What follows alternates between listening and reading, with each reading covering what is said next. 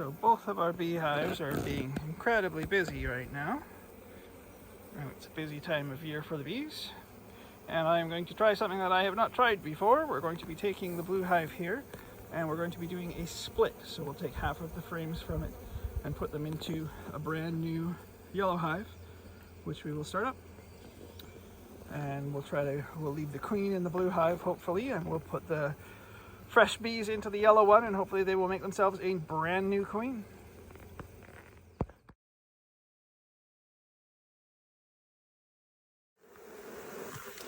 Okay, the new hive has been set up with 4 frames of bees with brood, 4 frames with some honey and some pollen, and we also have a feeder in there. We'll feed them some sugar water, and that will give them a good start.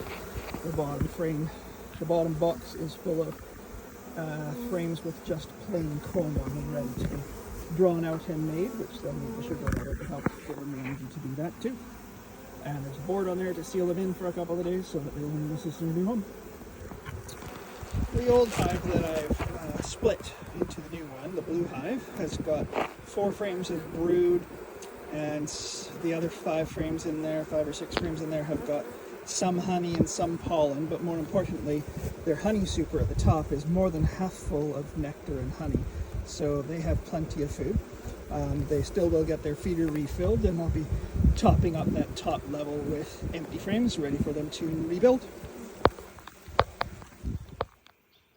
So as you might recall from our video in March, our pink hive was the one that didn't make it over the winter, but we replaced the bees in March with a package of brand new New Zealand bees that I had mailed to us. Yes, we can ask for a box of 50,000 angry bees to be sent to you through the mail. And yeah, so let's see how they have done. From the outside, this hive has looked very good. Let's go in and see what's going on.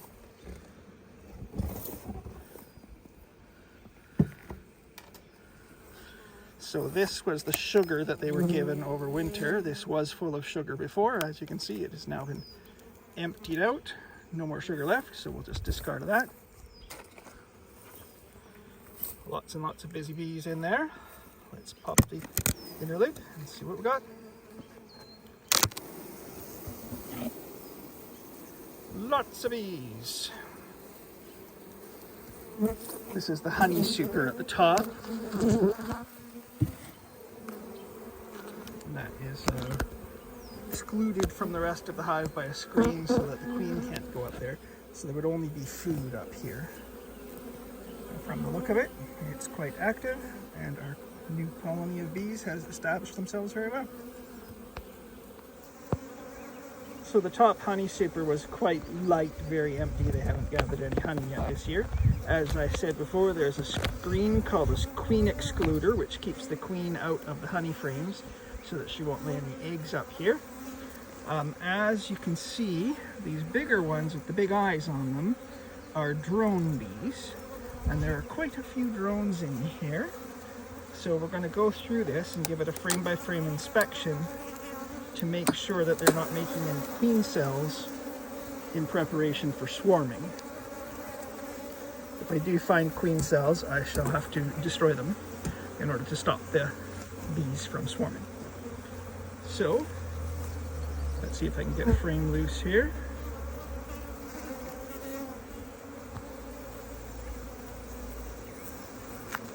And then we'll use the hook on the tool, reach in, try and lift.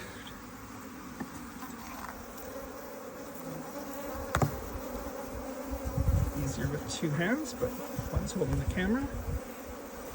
Lift up, have a look, and see. So all of this capped stuff on here is all brood. Baby bees ready to be hatched. Some of them that are not capped, you can see there's grubs in them. And there is pollen in here as well. These bigger, bumpier out ones down at the bottom, those are drone brood cells. So they're making drones. And that thing right there at the bottom is what we're looking for. Potentially, they're making a queen cell, so we'll get rid of any of those that we might find. And I'll go through this frame by frame, all 20 frames, and see how things are doing, but it seems to be doing very well. Having a look at this bit here, you can see all the capped brood cells, and as you move over, so the camera will focus for us, you can also see baby bees, little white grubs in the cells. There we go.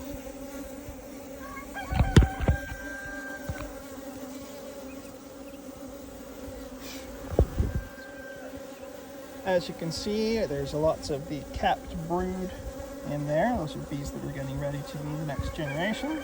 And as we move up the frame, you can see inside of the ones that are not quite capped yet, you can see little baby bees as grubs. And the other bees around them will feed them and take care of them, and then cap them off with a load of food for them to finish growing up into baby bees. So I'm not sure if there was mouse damage here or what, but for some reason there was a hole punched through this frame, and the bees have gotten somewhat creative in the way that they've repaired it. They've built a bunch of cells sideways instead of up and down ways. I'm not collecting honey off of this frame, so I really don't care all that much. It's just a bit messy.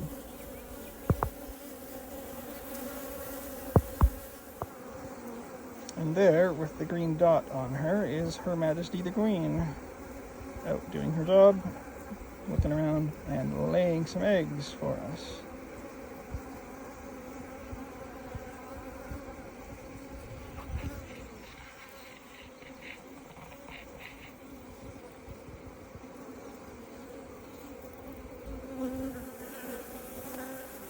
So aside from having the green dot on her, you can see just how much longer her body is than all the other female worker bees. She's not quite as big-eyed as a drone is, but she is long of body so that she can reach down into the bottom of these cells and lay an egg in them.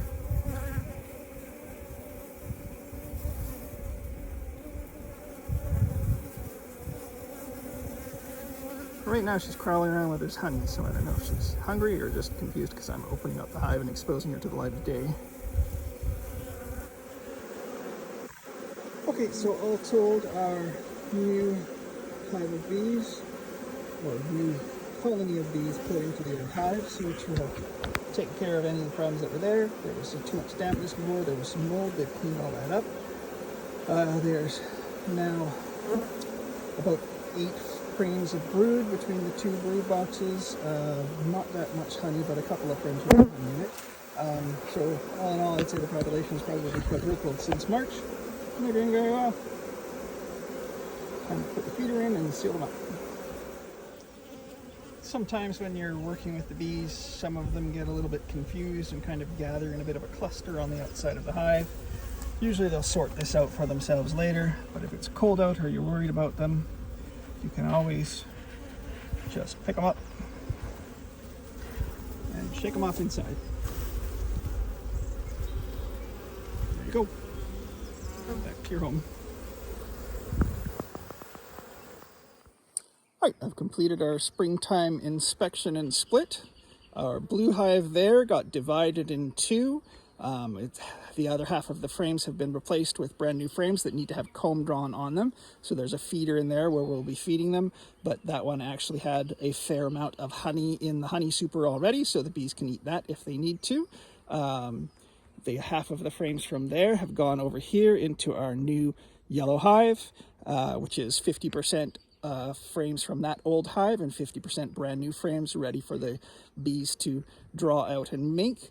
I'm not 100% sure if the queen ended up in the new box or if the queen was in the old box. I never did find her for sure, but there's queen cells ready to make a new queen for whichever hive is queenless, and the old queen will continue on whichever hive she is in.